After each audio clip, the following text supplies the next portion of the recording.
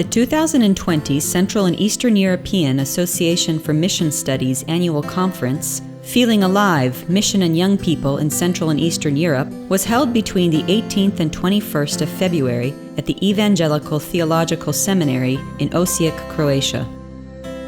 50 theologians, missiologists, reflective practitioners, and other professionals from 15 nations gathered around the question, how do Christian communities and young people relate within their societies?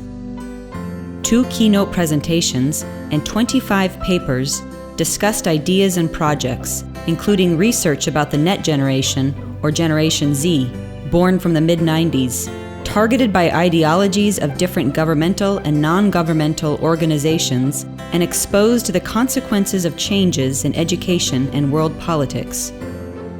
In this video, we asked our participants to share their views about Generation Z. Is this generation really lost or alive in different ways? What is the role of social media and other digital communications in the life of young people? Do poverty, neoliberal aspirations for wealth, and other ideologies shape self-understanding of young people? Do young people need real-life communities and faith? Is church still relevant for them? The conference highlighted the vitality, potential, and the courage of young people as they face life's challenges. Intensity and unpredictability are catchwords of Generation Z. Thus, we are compelled to rethink the generational dynamics within our Christian communities and churches in the region. Generation Z plays an important role when it comes to Christian mission in terms of self-awareness, the texture of mission organizations and programs, and theological education in Central and Eastern Europe. Nevertheless, knowledge about Generation Z concerning their life vision and approach to practicing Christianity remains a largely unexplored area of missiological theological research and reflection. This is thus a call for action.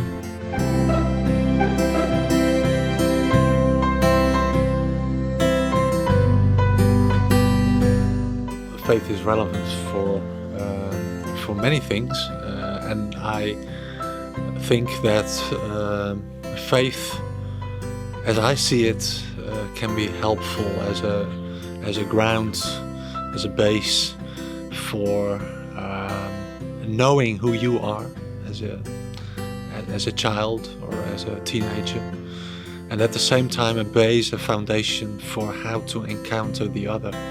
So I think that church communities, Christian communities, can help young people to learn that faith, to grow in that faith, and to be really faithful, also faithful in the relationships with other peers and other adults in society, whether they are part of the Christian community or they are not part of the Christian community. And I think that most of their connections will be part of the non-Christian area of society, because young Christians are minorities in lots of places, and so that means that faith is very important. Trebaju mladi ljudi vjeru. Stvarno vjerujem da je vjera jako bitna stvar u životu i bez vjere nemoguće ugoditi Bogu. Tako da je apsolutno vjera presudna u životu čovjeka.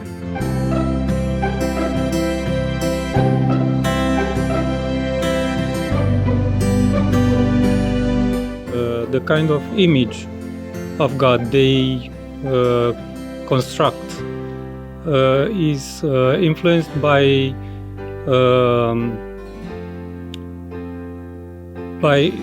challenges specific for at least in my country, in Romania. We had a very challenging situation economically speaking. So I think that the image of God was influenced by this situation, because after a few years of struggling, many, even Christians, began to go in Western Europe to work. So their children were raised by grandparents or relatives. So I think that a kind of absent God image was induced there because of the absence of their parents, and especially fathers. After the falling of communism, when the structures were different and the people were liberated by fear to express their belief and their faith in God, in first instance they follow, I would say, a traditional understanding of godness.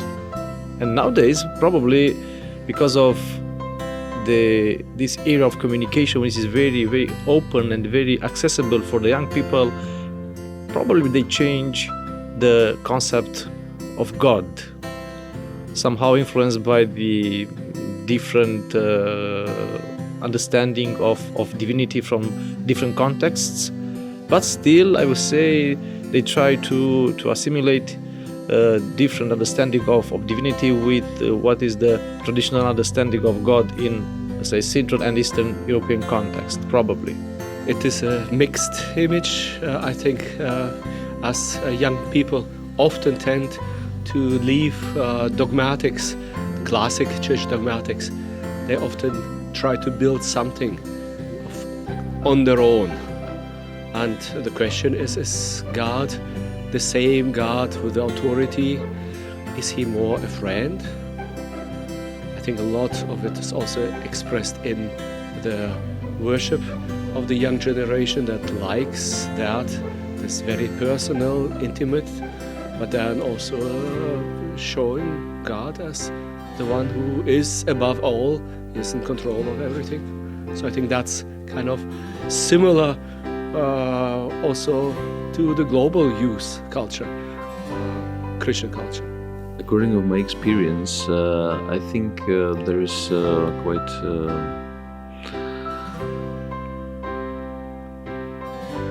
a mixed idea, about who God is, because God is an image who's presented by churches, all kind of Christian churches. But after the fall of communism in the Central and Eastern Europe, a lot of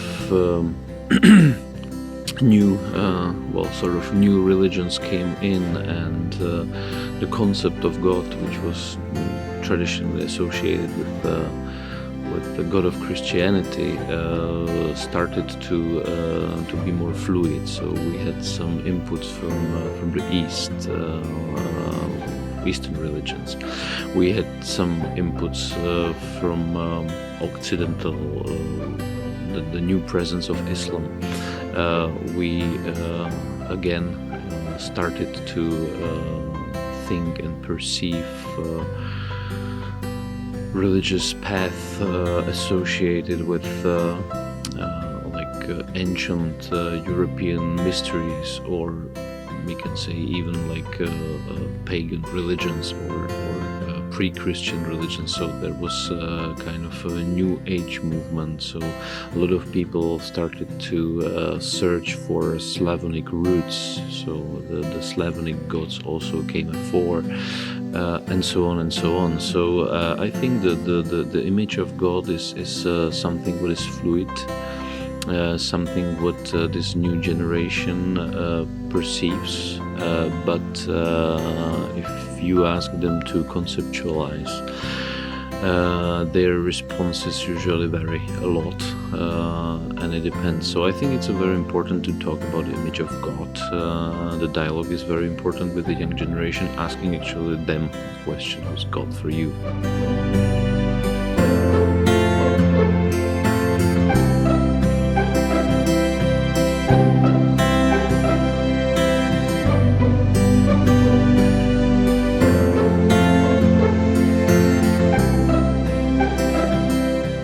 Faith is something, I think, as I said before, that everyone needs. I don't know if churches are always relevant. I think that we have different denominations of churches, and I can't speak for all of them. I can only speak for what I know. I think when church centers around, as I said before, authentic relationship and community, then it can be a very, very relevant place for them. I think young people very quickly see through people trying to present maybe something they're not living out in truth. They are maybe quick to call out hypocrisy. And so if a church is not being authentic, then I don't think they would find a place there. But I think different activities that churches can run, for instance, we run summer camps every year where we bring young people together from across the country, and I know that's a very important time for young people to have that intensive time where they live together and they serve together and they learn what it means to be family, and I think that is one amazing thing that churches can do. Most churches are doing all they can to get young people involved. All they can, but at least they are not ignoring them. I do not believe that there are churches, that there are many churches that ignore young people. But it is really a challenge for churches to get a community in place where all generations can come together. And that's really hard work. So it begins with saying this, that it is really a hard work to get all these generations connected in one community. And it is a hard work because the developments in society are that these generations are separated from each other in all kinds of ways. U svakom slučaju se uvijek može više i treba više i potrebno je više. Osobno moja crkva smatram da ulaže puno. Zavisi što je ulaganje. Ja smatram da je najvažnije ulaganje to dijeljenje našeg života sa drugima. Svakako su crkve od pomoći i zapravo smatram da je crkva baš to mjesto gdje se možemo malo odvojiti od svega toga što nas okružuje i zapravo uzeti vrijeme i za odnos s drugima, a također za odnos sa Bogom i dobiti tu jednu drugačiju dimenziju života. I think that churches see potential in young people, but the challenging question for many churches is how to be related to young people. And we can see two ways to be related with young people in the Christian community. And the one way is to see young people as a generation that has to learn a lot yet. And that means that we should, as a pastor or as a parent, we should transfer what we know to a new generation, or what we experienced from God or in the faith community, to transfer that to a next generation. So that's the one way to connect, and the other way to connect is to listen well to a new generation. Some of them say the church is not relevant today. The church has no interesting approach of the contemporary issues, or the church is too old to answer new challenges. But if you at least with the Orthodox understanding of the church, so the people form the church, the community is the church. In fact, they are member of the church. They are not outside the church. In that moment, they understand them as a member of the church and try to act conformly this understanding of being a church, I think. Usually, older generations only expects that younger people to be like them, and not investing in them to find their own identity. There is a lot of struggle with their identity in terms of Christian faith and also vocational struggles, because if you choose something to do in life, you have to think about economical side of this choice of yours, and usually they are pressed to make decisions that are firstly economically or financially good, and only afterwards, if you have this blessing, you can think of doing something spiritually or vocationally different, and this in part I think that it's because the older generations did not invest at the proper time in forming younger generation and forming their character and forming their expectation. Everybody expects to be financially sustainable. They started to discover that the church is also something what may be of some interest to them. So, at least in my country, I experienced quite reluctance of young people to enter the church or to actually get in touch with the church. And I think it's mostly because of the tradition, you know, because they didn't grow up in the church tradition, and they are searching for new ways how to incorporate things like churches, Christian churches, into their lives. And a lot of the people I work, the young people I work with, came from families without any religious background. So the topic was new to them because they didn't actually meet this topic in the family before. So, which is certainly not the case of the young people actually attending or affiliated with the church, but I had more experience with those outside the church. But it was very interesting. I mean, it was a very interesting experience for me. I think in some places the church is relevant, but then, as you know, a lot of young people, especially when they turn after high school, they go and leave Central Eastern Europe, go to the West, look for work, and sometimes get lost of the church. That means the church here in Central Eastern Europe is losing them, but then they are not finding themselves culturally in Western Europe because there is a different dynamic and become kind of outsiders of the church.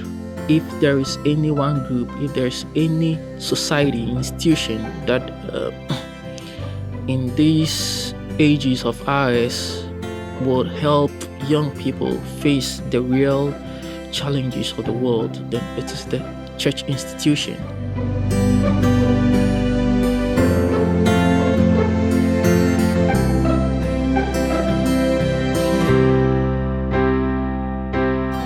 Poverty, the material issues are important. Recently I learned that maybe some of our young people have a different concept now than the classic material and gaining more of goods, that the world of the, how shall I say that, the world that goes through the media, through the iPhone and so on, and to collect the goods in there, or information or other things, seem to be as valuable or maybe even more than what was for the previous generation, the material good after the fall of communism. The mindset in Bosnia and Herzegovina is currently you will only succeed if you leave the country, because there is no aspiration, a physical aspiration in the country because of the corruption, because of the lack of employment opportunities. And so unfortunately the lack of material possession and hope they have in the country is driving young people to leave. So yes, they're feeling like, I guess young people in Bosnia and Herzegovina are feeling like they are from an underdog nation, a country which is less wealthy and has less opportunities, and because of that I think they feel insecure compared with other young people in other nations.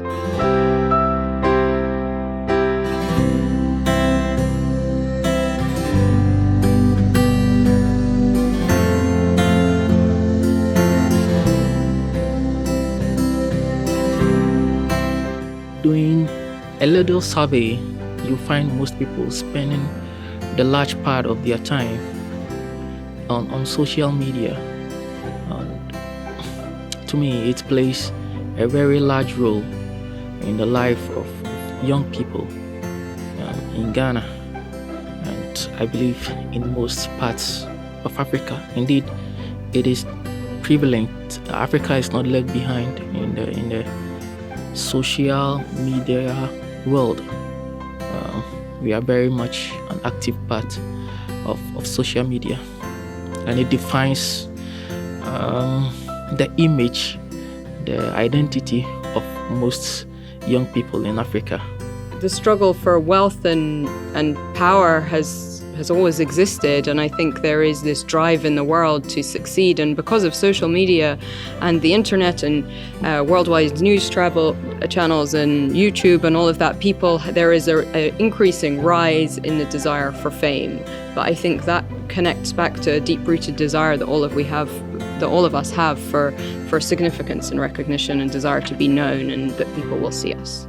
It's a virtual world. Social media is a virtual world, and real identity is mostly lost in social media. People try to hide their identity in social media, and most of the time it ends up they end up defining who they are by what social media says, but that may not be the real them. They have ended up being defined by what they see every day on social media, which most of the time has not ended up well with them, because it's not the real them. U svakom slučaju smatram da smo kao ljudi stvoreni za odnose. I ne samo za odnose putem društvenih mreža, nego za prave odnose, i drugačije se doživljavaju i emocije, sve se drugačije doživljava kad zapravo smo u stvarnom odnosu s nekim na taj osobni način nego preko interneta. These kind of societal developments in general shape who we are and how we look at ourselves. And this is also true for young people. What is most important is that how it shapes young people it can be in direct ways and indirect ways, and there's an important indirect way, and this indirect way is how their parents and how their pastors are acting in this context. So how does church as an institute, or how does the Christian community, the congregation, how does the congregation or the church relate to these developments? What do young people see when they look at their parents? What do they see when they look at their churches?